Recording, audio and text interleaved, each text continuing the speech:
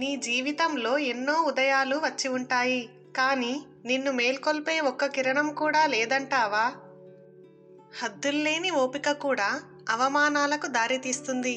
అందుకే ప్రతిదానికి ఒక లిమిట్ ఉండాలి అంటారు. సంతోషంగా ఉన్నప్పుడు నీకు నచ్చని వారికి దూరంగా ఉండండి. కోపంగా ఉన్నప్పుడు నీకు నచ్చిన వారికి దూరంగా ఉండు. బంధాల విలువ తెలియని స్త్రీలు, బాధ్యతల విలువ తెలియని పురుషులు వాళ్ళ జీవితాన్ని వారే చేతులారా నాశనం చేసుకుంటారు. నిజం చెప్పాలంటే నీతి ఉండాలి. మంచి చెప్పాలి అంటే మనసు ఉండాలి.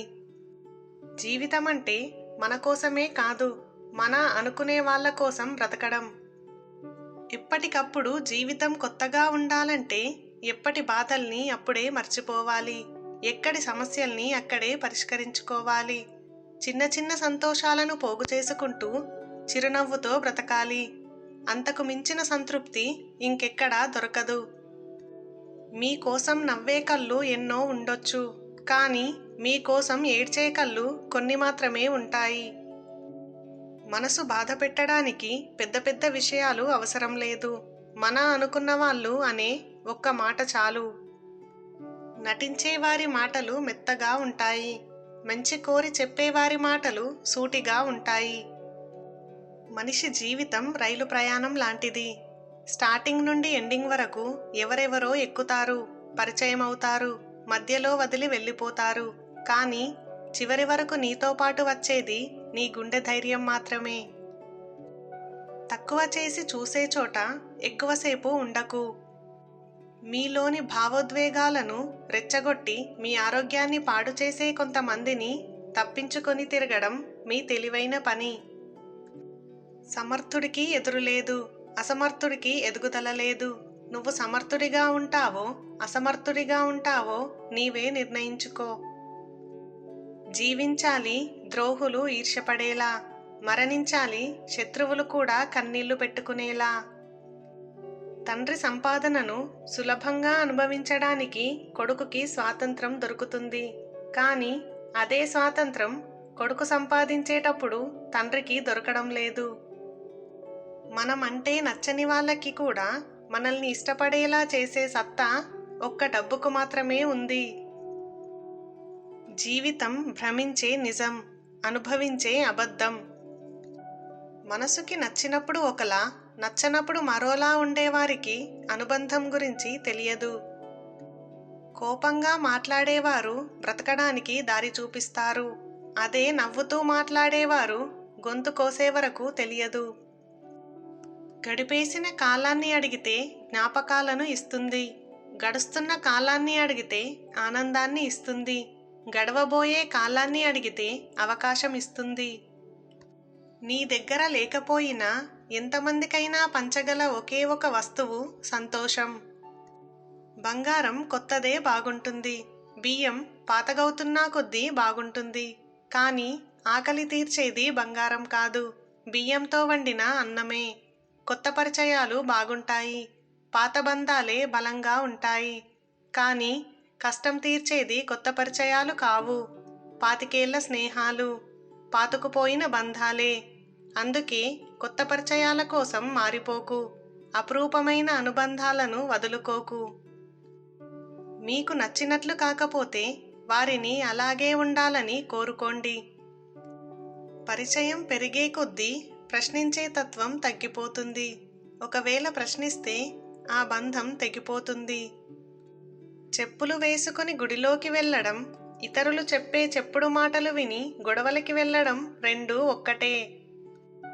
వ్యక్తి ఆనందంలో శిశువు అవుతాడు, ఆవేశంలో పశువు అవుతాడు. అందుకే ఆవేశం అనర్థాలకు దారితీస్తుంది. ఈ సొసైటీలో డబ్బును చూసి సంతోషపడే బంధాలు ఉన్నాయి, కానీ మనసును చూసి ఆనందపడే బంధాలు లేవు. ఒకప్పుడు మనసు ఉంటే మార్గం ఉండేది, కానీ ఇప్పుడు డబ్బు ఉంటేనే మార్గం ఉంటుంది. డబ్బు ఉంటే అన్నీ బంధాలే, డబ్బు లేకపోతే అన్నీ బాధలే. చూపులేని కళ్ళు ఉన్నవాడు గుడ్డివాడు కాదు.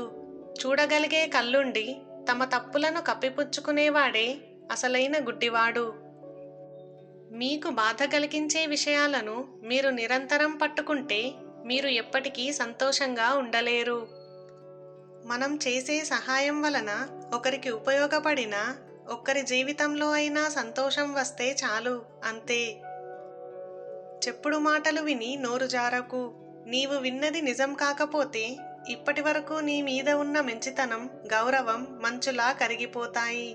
ఆ తర్వాత ఎంత బాధపడినా ప్రయోజనం శూన్యం. మేధావి అనేవాడు మూర్ఖుల ముందు మౌనంగానే ఉంటాడు. ఎంత బాధపడితే అంత బలపడతారు. అవమానాల నుండే అద్భుతాలు పుట్టుకొస్తాయి. కష్టకాలంలో కూడా ఇతరుల కడుపు నింపడం కోసం కష్టపడేది కేవలం రైతు ఒక్కడే.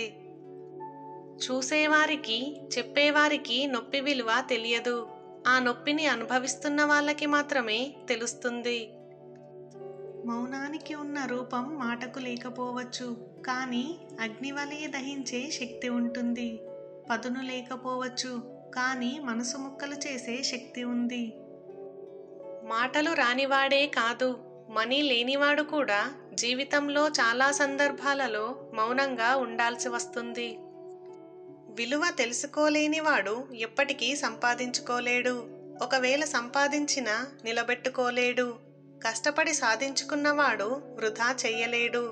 ఒకవేళ వృధా చేసినా తిరిగి సంపాదించుకోగలడు. ప్రేమించడం మాత్రం వస్తే సరిపోదు, దానిని చూపించడం కూడా తెలియాలి. మరణం కంటే పెద్ద శిక్ష ఏంటో తెలుసా? మనసు చంపుకొని బ్రతకడం.